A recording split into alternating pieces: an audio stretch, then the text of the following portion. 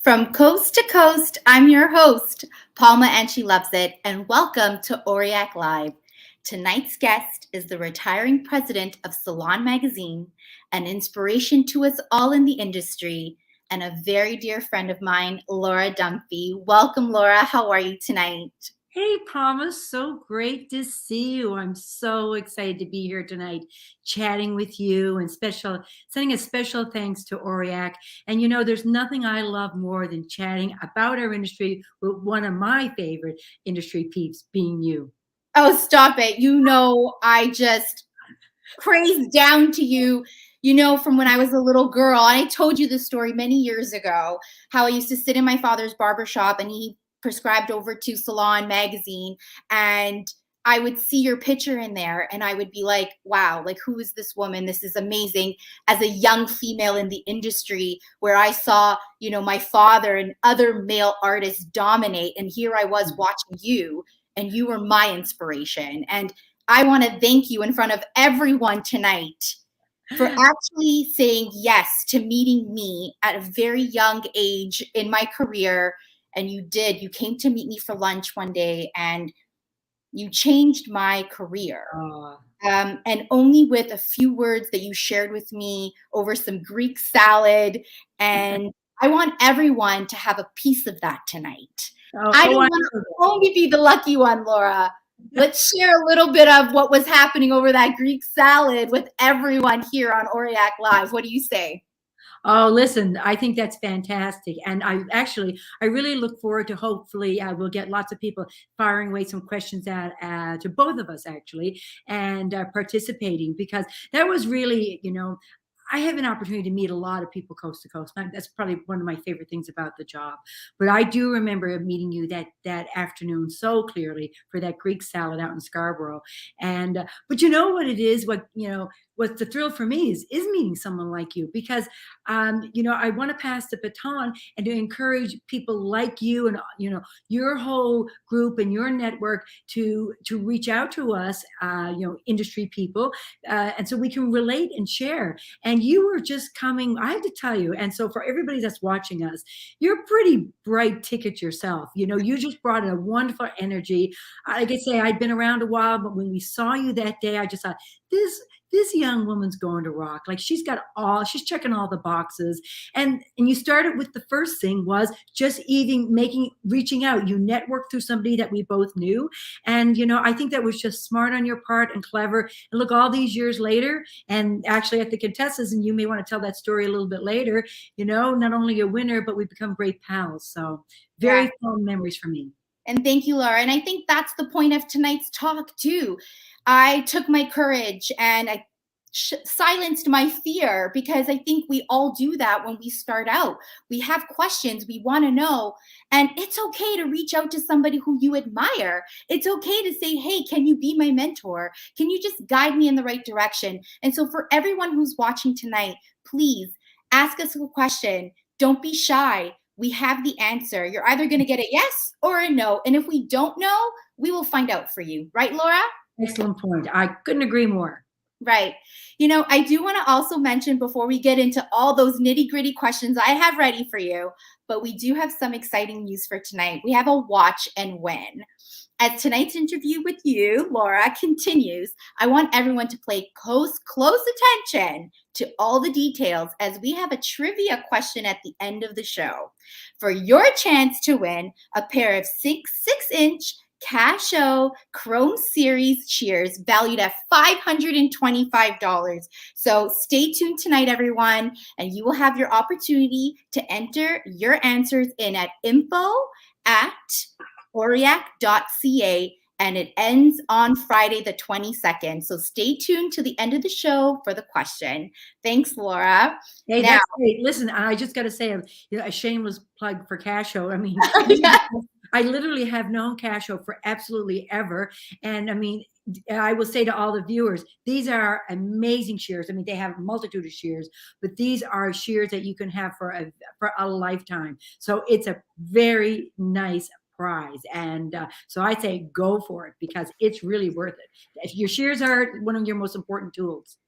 Absolutely. Now, Laura, with 47 years in the industry as your career, Where did you get that number? right? Right? Well, listen, you've been able to view the industry through many lenses. Tell Yep. me, what do you think our industry needs now? This is a deep question, but I want to know, is it networking? Is it community?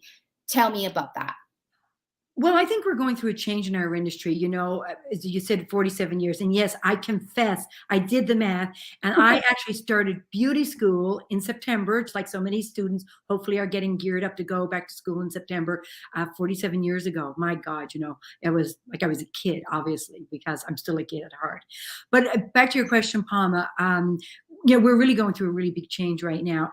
In all these years, I've never seen such a massive change in our industry. I mean, the other probably massive other change was probably as I just got involved in the industry was the advent of like Vidal Sassoon, cuts and blow dries, throw away those big old dryers and roller sets that your grandmother had done, and everybody was moving away. I mean, that really changed the industry forever. But what we've come through, and I think particularly in Canada and coast to coast, I mean, the pandemic's been really tough for everybody.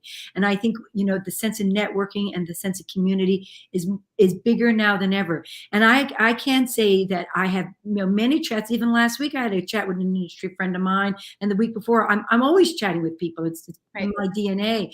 And people need to talk to each other. And I think there's a lot of questions. People are questioning where they're going. What, do I stay? Do I go? What should I do? Should I close? Should I open? There's a million questions.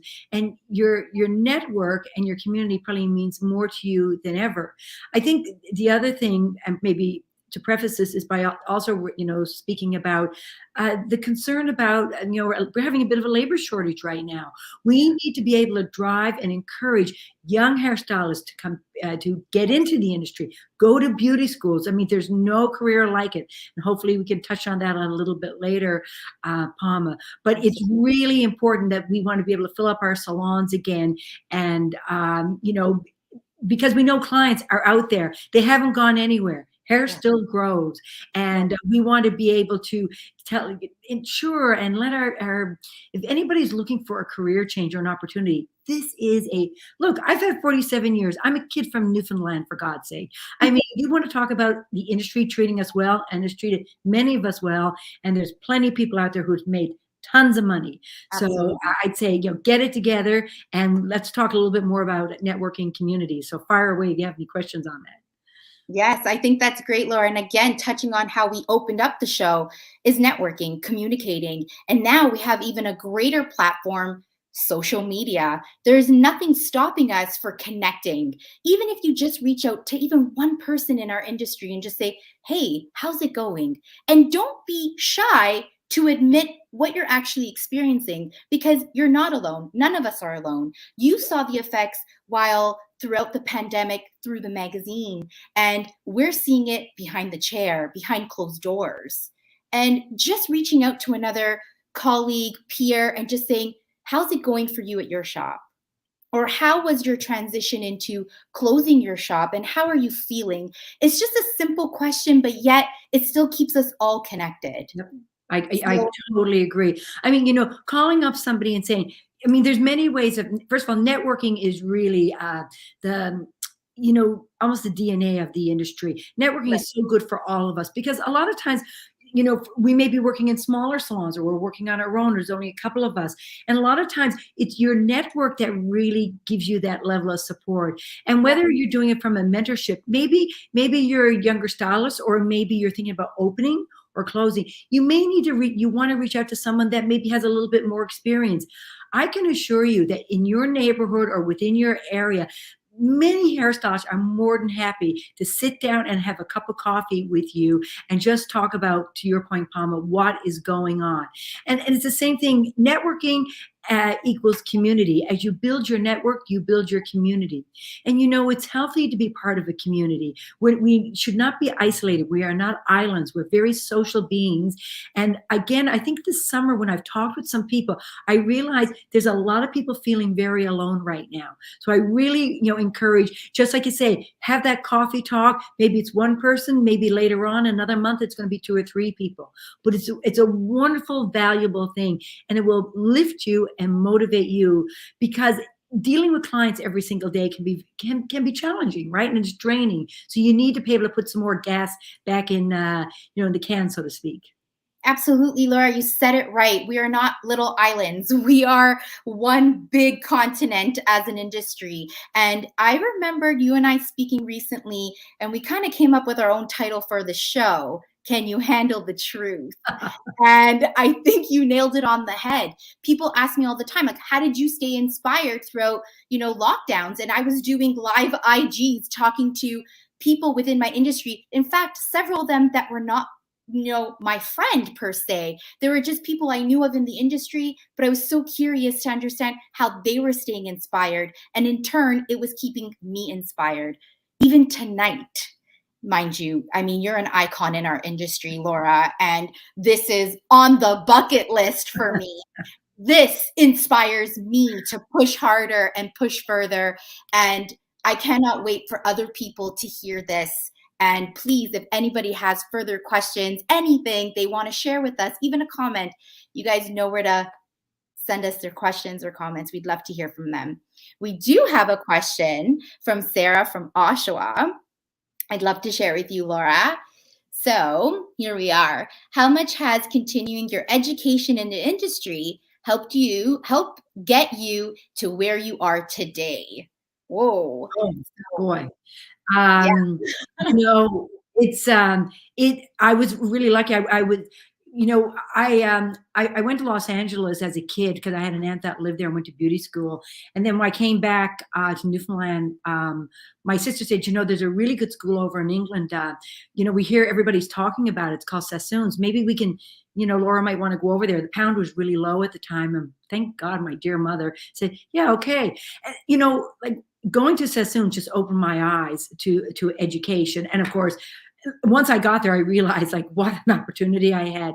But what I do know, and ever since then, and I worked with my sister, we would travel, and part of anytime we travel together, we would always make it a point to go to a major hair show. We knew how important it was. And especially living on an island, and I will say that our distributors there, like Oriac Beauty Supplies, were great in bringing in, guest artists. But, it's really important to get outside and to educate and really broaden your scope. I mean, I like to compare a lot of life experiences to restaurants and foods because they're my 2 favorite things. I love everything about food. Yeah. But, if you only eat, one type of food and you just, whatever your thing is, how do you ever possibly experience other things? So you have to go out and take other education programs, and that's part of networking, getting to know other people, and whether it's in Canada, in your own province. I mean, there's so many ways of doing it, and virtually now there's no reason, but it is the cornerstone of any hairstylist, because we're only getting about, I think, 1,600 to 2,000 hours in school across Canada, and that's just the training ground. I'll just be really clear about that. Sure. That's so minimal. That's just, you're barely learning how to shampoo and apply a color. Right. I'll be really brutal about that. If people think we're going to come out of school and you're just going to really absolutely know everything, that's unreasonable, because hairstyling is complex. There's many, we all know that. And you need to hone your skills, do it again and again, and all part of education. Absolutely, Laura. When you and I had that lunch date, it was a few years after I had graduated from beauty school. And yes, everyone knows I'm a daughter of a barber, but it took me a few years to find my it. Yes. And every hairstylist, and they know they have an it. They know I'm a cutter, I'm a colorist, or I love to do all of them, or I'm really great at doing one specific area. And as much as I love doing everything, I know my it has always been avant-garde. Yeah. I know that's, as we spoke during that lunch meeting, you said to me, one thing Palma, you don't want to use chicken wire from Home Depot. And I quickly put my arm under the table because I had all these scratches from the chicken wire. And I'm like, how did she know? Was she watching me? I did a lot of chicken wire over the years. You must have heard enough about chicken wire, but they're actually garbage cans right behind my head here. And that's what I use. And, and that's where I went to classes and I learned from other artists what they did to get to that point of their artistry. So to her question about education, has it helped to where you are today? It's a yes. Any education, even if it's free, online, go to every hair show you can possibly go to. You never know who you're going to meet.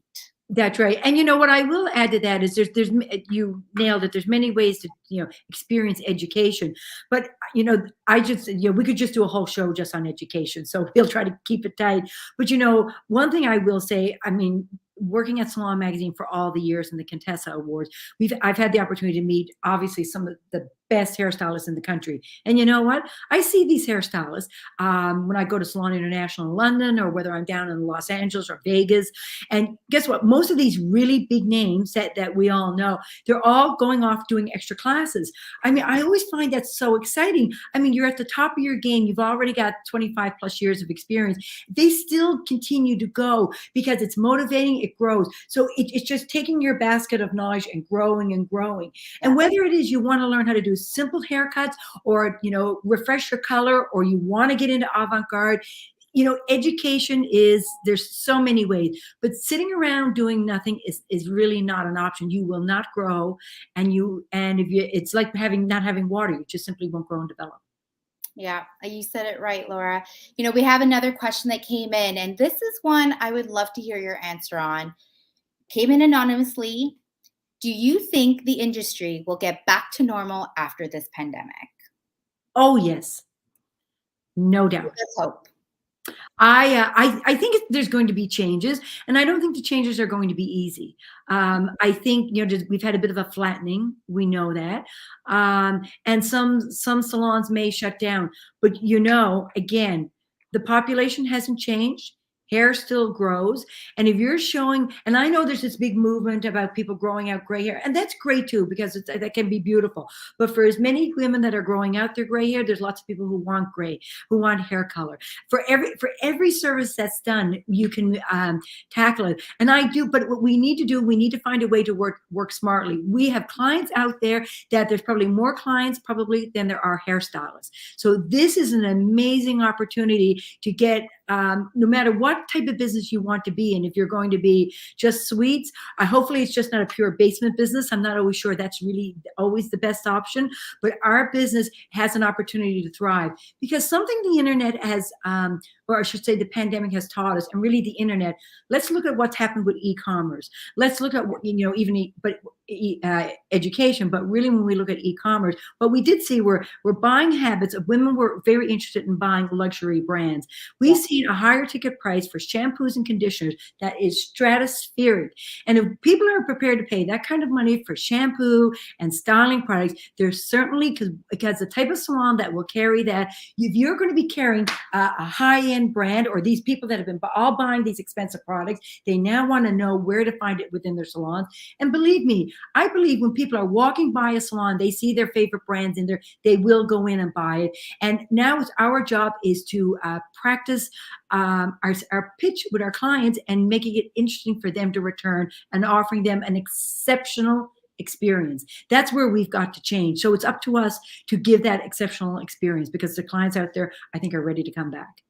I couldn't agree with you more, Laura. You're giving me shivers as you're saying this, because I long for that. Everybody who has followed me throughout the pandemic saw that I was encouraging people to come back. And I'm not just talking about the clients. I'm talking about stylists. Come back to our salons. Come back to the home that started your career, because the clients love being in the salon. They love the experience, the aroma, the atmosphere, the energy. It's something special to be said when somebody leaves their home, which they've been stuck in for how many years now, and coming out of their home into a safe, clean environment, because we have always been safe, we have always been clean, and we will always be their home. So I encourage stylists to listen and hear and share with one another. If you feel, how do I get back into a salon? You can even ask me, reach out to me at Palma for Hair. I'm happy to answer any questions. If I have the answers, I will give them. But we need to come together as an industry and get back to the salon. In saying that, I do want to say, Laura, this is the hot topic question. And this is where I came to you how many years back and said, Laura, I want to meet with you. I would love to know, how do I get involved with competing for the Contessas? It is a dream of mine to be a winner, to enter. I don't know where to start. Laura, tell us the tips and tricks to entering the Contessas or getting involved. Where do we begin? Well, I think it starts with the plan. And if you're interested in entering Contessas or any competition, like it starts right now. By the way, the entry deadline's coming up really fast, which is September. But you know what? You have a plan in place. You think about. I always recommend start simple. Work at what you're really good at. If you're really good at styling, I mean, Palma, you jumped into avant-garde, and then I want you to jump in with your 2 cents worth. But think about what you're really good at and the type of aesthetic that you have. Get your tear sheets out. Think about the color you want. Start practicing on mannequins. Find a great model. She doesn't have to be the prettiest model, but the interesting bone structure and hair that you can work with, and of course a good photographer. And I will say this, photo competitions are always a little bit, some people say, oh, it's all about the photographer. The photographer cannot salvage bad hair or if it's not done well. So it has to be well executed. The photographer can do so much for you and with you, but your skills have to show up. But I would say if you don't have a lot of experience, keep it really simple. Keep the fashion styling really simple. I mean, we've seen girls, models with, just your shoulders exposed or minimal neck. You don't focus on the hair, focus on clean makeup, make it modern. Look at what fashion magazines are doing. God, you can get so much information online. Start practicing shooting with your iPhone, talk to your photographer, book your day, and just do it. But honestly, if you don't have a lot of experience, keep it simple. And look at what wins, but look at what wins around the world. I really encourage people to look at British Hairdresser. I mean, it's a very well respected. I personally love the editorial feel, but just go into your comfort zone, because if you go too far out, it may be, I hate to say, a bit of a costly experience for you. And I would also say simply making finals can be pretty darn valuable. Absolutely. I could tell you that much for sure. I entered several times. Yes, won twice, which is a huge honor, and many nominations, and from other competitions around the world. Those opportunities were far greater in my life, in my career, being nominated and have won. But what I really want to talk about too is once you get to that point, and I want people to also keep in mind, like, my collections weren't overly costly. I used stuff that I found at thrift stores. I used my imagination. Like I said, I pointed out my collection behind me here was made with a garbage can from the dollar store. I put down the chicken wire like you told me to. But once I got to that point, I really wanted to become published. Laura, this is another question I have for you, which is hard copy versus social media. And how do you kind of bring those two together, and the importance, which I believe is still needed, is a hard copy magazine, having that publication, getting involved with magazines that way? Well, I'm not saying that just I came from a publishing world. I mean, I do confess I still read magazines. I mean, I'm tactile. I love that.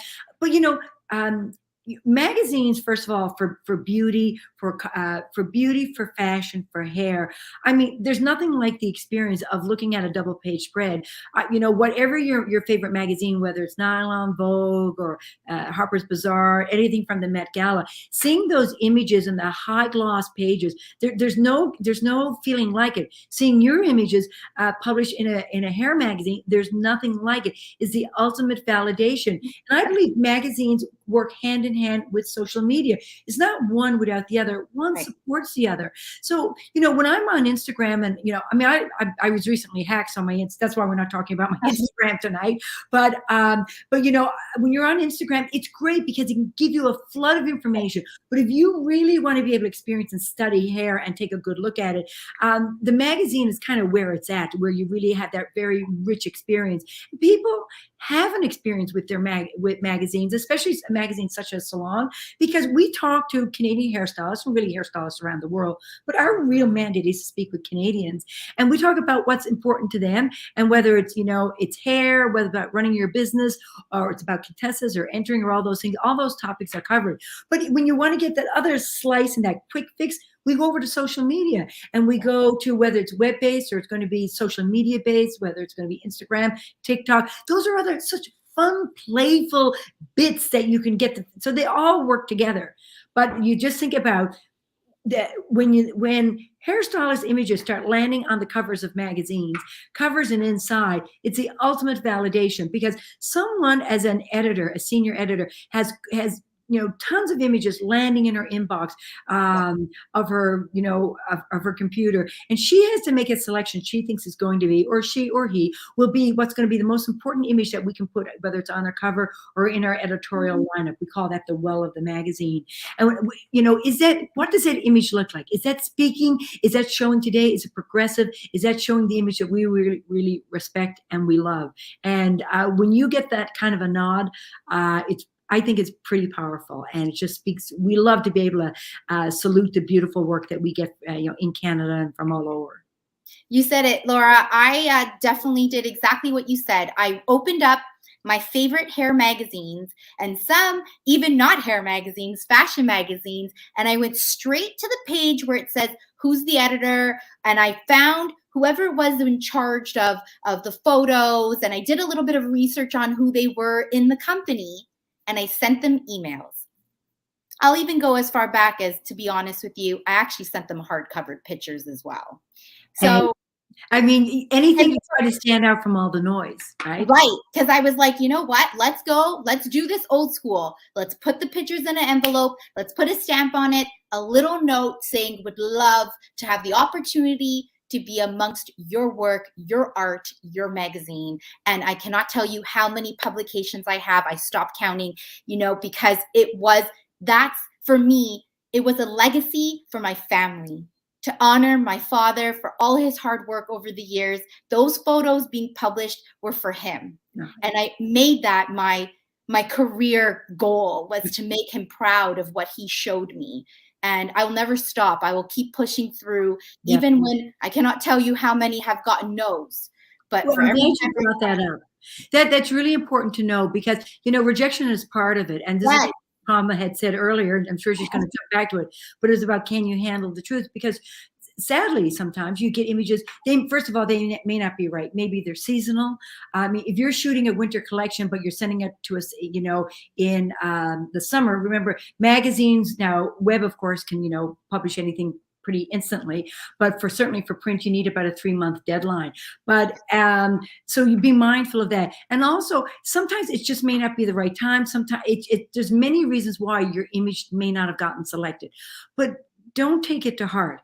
But if you're really not sure, and you say, gosh, I've been trying this for a while, if you know, or if you're comfortable and you run into that person, at the magazine or wherever, and you be comfortable saying, look, I just want to ask you a little bit about it. Have you any thoughts or any pointers on it? I think it's always okay. We want to see everybody improving and having the kind of work, like you say, to get published. But sometimes it could be just some very small tweaks that might need to be done with a collection that, you may not. Yeah. Absolutely, Laura. So thank you so much for answering those questions. I do want to know one more thing. What was the highlight of your career at Salon Magazine? I think, were we having a little bit of a mic problem just now? Maybe. We got ghosted for a second. I wanted to know, what is the highlight of your career at Salon Magazine?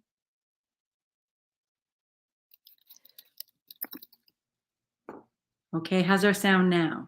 Can you hear me now? Getting some advice from Andrew? Can you hear me, Laura?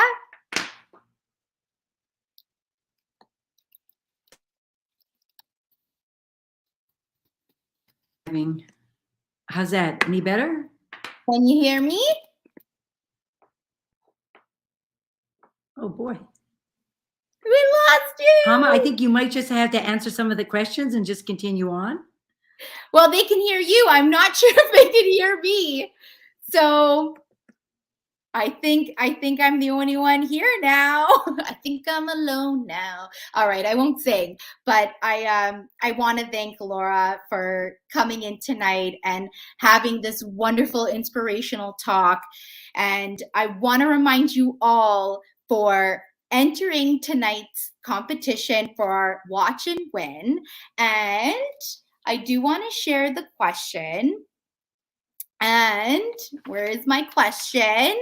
It is, drum roll, how many years has Laura been in the industry? So don't forget to enter at info@oriac.ca, and the entry ends at the end of the day on July the 22nd. So I'm so sorry for our technical difficulties on our mics, but you know what? You could give us a pair of shears and we can cut circles around you, but sometimes technology could take over us. If anybody has any questions, please feel free to shoot them our way. Laura, are you with us? I can hear you finally. Wonderful. You love technology, hey, Palma? You know what? I just ran with it. I started singing. I think I'm alone now. That's what we love about you. Good for you. Good for you. You know, I'm like one of those models on the runway. If she falls, you make it look like it's on purpose. I love it. Way to go, girl. You did it. Oh, thank you so much, Laura. I want to know one more thing before we go. What was the highlight of your career at Salon Magazine? Oh my gosh, I don't think I can even. There'll never just be one highlight. I mean, it's a accumulation of highlights all throughout the years. I mean, that's actually almost impossible. I would think that, meeting Vidal Sassoon probably, because I'd gone to school there, was probably a huge highlight. I mean, that was just an industry career. But I think it's about hearing the amazing stories from all the hairstylists I talk to. And when I hear them talking about their passion for the industry, that thrills me as much as when the day I sat next to Vidal Sassoon and shook his hand. So that would be a pretty big highlight in my life. And in Vidal's words, I think he would say after a haircut, now shake it. Right? Now, Laura, here's a little something special just for you from a few of your colleagues that saw that you were coming on Oriac Live and wanted to share some messages just for you.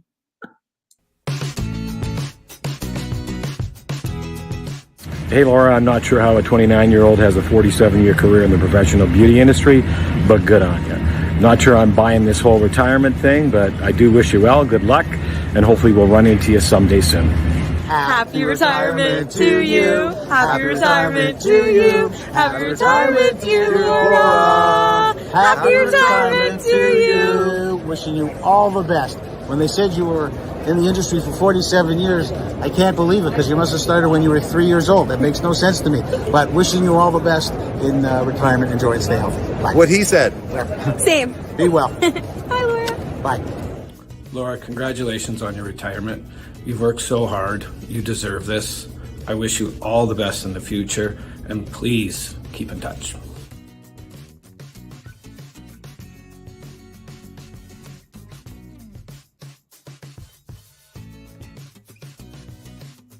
Hey Laura, congratulations from outside one of your favorite places. It's been a pleasure to know you. I've been privileged to have worked from you from the start of your career right through to the finish, everywhere from your salon here in Newfoundland to working with you on the ABA board. Congratulations, enjoy. Cheers. Hi Laura, it's Kenny Wise. I look like hell because I took a red eye from Cosmoprof. I didn't see you, and that was sad, and I guess I gotta start getting used to it. I'm getting old. I was thinking about it. I've known you since you worked with Joan Harrison, and however long I've known you, it has not been long enough, and you've been a good friend through all the years in this industry. We've had a lot of fun, and I hope you enjoy your earned retirement, and please keep in touch, and you have our love and admiration. Take care. Hello, Laura Dunphy, the love of my life. I adore you. Congratulations. I didn't know people in this industry could retire, but you have proven that we can, and you will be so missed. You are so loved, so respected. You and I have a lot of our own personal stories I will not share unless somebody, of course, wants to pay me. But I absolutely adore you. You have been such a huge mentor to so many of us in this industry and so many women in this industry. And thank you for that. You are adored. Congratulations, my love. Laura, I'm so happy for you. Your retirement is so well deserved. You had such a successful career and you've helped so many people. You've left a very indelible mark on the professional beauty industry here in Canada and everywhere in the world where you got involved. So I'm going to miss you. The whole industry is going to miss you. I wish you a great retirement, lots of traveling, visiting with friends, no more work. Have a great time. Happy retirement. Huge congratulations, Laura. We're so happy and proud to have been able to work with you over the years, and it's been our honor, and we hope you enjoy your retirement. We'll miss you, we love you, and thanks for everything you've done for the beauty industry.